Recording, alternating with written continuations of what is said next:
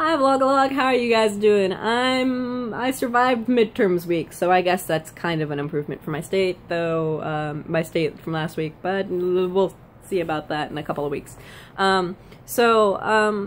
just want to touch kind of base really loosely on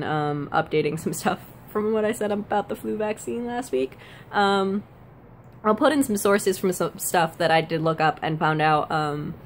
that, at least as far as the stuff that I did find, and I did go in it trying to go from a broad topic, so I wasn't just doing like I don't remember the technical term for it, but it's when you look you go looking to reassure yourself. You go looking for the answer, you go looking for an answer, but you only are looking for the answers you want to hear, see, read, and so you only get them. So I went kind of broadly. I found the CDC site, I found some links, I think, to the actual studies that the CDC are talking about, and some that aren't, because it's not done by the CDC and they're done in, like, Australia, or at least in an Australian population and stuff, and I'll put them down in the links below, though it is kind of hard to find them because, as it turns out, these studies haven't been done for very long, and that the CDC is actually doing them within the US because they're trying to determine whether or not flu vaccines are a viable service for them. Well, not viable, whether or not, like, vaccines are kind of worth the amount of money that's invested in them, based on how the public does it. And they do kind of, if you look at the CDC site, you'll see that they talk about how it's very hard to try to take these studies and say that that is true for every year or anything, because these are seasonal flu vaccines, and it's hard to compare year to year because the strain, because of the methodology in which vaccines are made, and that it is kind of them guessing at which strand is going to go out and get everyone. And not only that, but the studies have a different methodology of testing efficiency. They test different age ranges, and age range is actually a big thing about whether or not the vaccine itself will be effective. Like, the elderly are actually have a lower, the vaccines are less effective on the elderly as far as flu vaccines are concerned, as from what I understand on the CDC. Like, they even have a section of, well, if I'm over this age, why should I get it if it's not that effective? But yeah, so those links will be in the description below, so you guys can check it out and see what I was able to find, because I wasn't able to find the original article that I was talking about, that I originally read. So that way you guys can check out some of these things. So they'll be in the description down below. But on to this week's topic, which is who are experts, or how do we determine experts in a kind of modern age where we can go onto Google and, you know, search anything. And I think that's actually one of the really interesting things when it comes to our age, is we can go, and I think it's one of the things that's both utilized and underutilized, is our ability to go and fact check people and find out more information for ourselves based on what people are talking to us about, and being able to determine for ourselves. Like, I remember, I think a lot with our generation, and I'm not entirely sure where I mean our generation to be, whether or not I'm specifically referencing the one that, like, me, that Alex Corolla and I fit in, or one that includes Kevin or not. But I guess ever since, what I mean is, like, anyone who grew up with the internet, we grew up with this mentality and understanding that you cannot believe everything you read or see on the internet. It's something that got ingrained on us when we were really little, or at least I remember it from, like, age 8. Like, that was something that came about,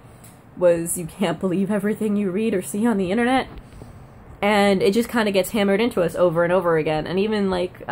even for the vast stores of knowledge, whether or not they're necessarily treated as such is another debate in and of itself. Because, like, I remember in high school, we were taught you're not allowed to use Wikipedia at all for any paper. But when I came into college, teachers actually were more teachers wanted you to use Wikipedia, and not necessarily as like the only source that you listed, but as a but as a place where you could start, because sometimes that's where a lot of the information was gathered, or because of the handy thing where teachers understood that Wikipedia has sources. So if you have a topic you're really interested in and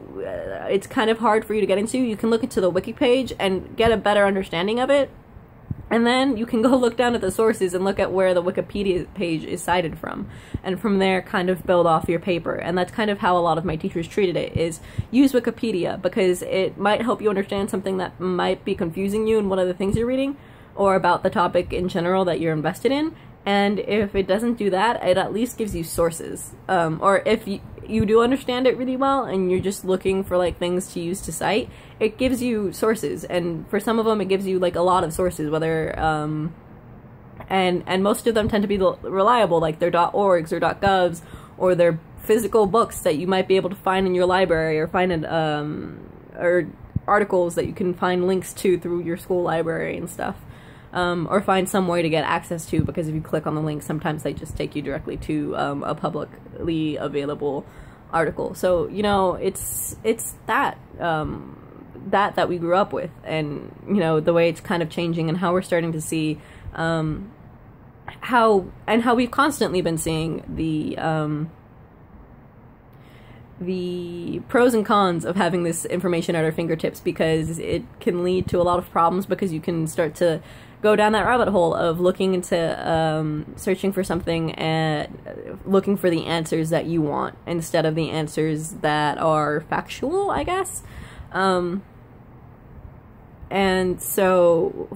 starting to determine who you believe, I think, actually plays back who we believe and who we find who we consider experts, I think, comes down to understanding who we're getting the information from, which kind of heads back to something I learned in high school, or something that was really ingrained in us in high school, which was learning to read and detect bias, and being able to get the information despite the bias, or or at least understand when someone was trying to pull your beliefs into a specific realm. And I think it doesn't always, I don't know if that's always something taught. I know it was taught in my high school, or I was taught it in my high school because I was a political leadership major, and so like, and so we did a lot of things where we took news articles and we were talking about them and discussing them and talking about a lot of political issues and how we viewed them and how we got our information, and talked about, you know, like Fox News versus like CNN and MSNBC, and being able to detect where the bias was, and having teachers who very much who taught without attempting to who taught very well without letting their bias seep in, and kind of letting us see where our own biases lied, and where we found our information and whatnot, and how we determined the worth or the wealth of that information. And I think being able to do that has actually helped a lot. And I think being an English major, it kind of is something that you're kind of taught to pick up on too, not necessarily from bias, not necessarily always in the form of like bias, but like you're always being able to look at something and understand why someone wrote this and what they're trying to get out of it, if they're trying to get anything out of it at all. So I've had a lot of compounded look at where your information's coming from and determine what it's what the information's trying to do, whether or not it's trying to be shown to you as unbiased as possible, where it's just like strictly fact, and it's supposed to be informational without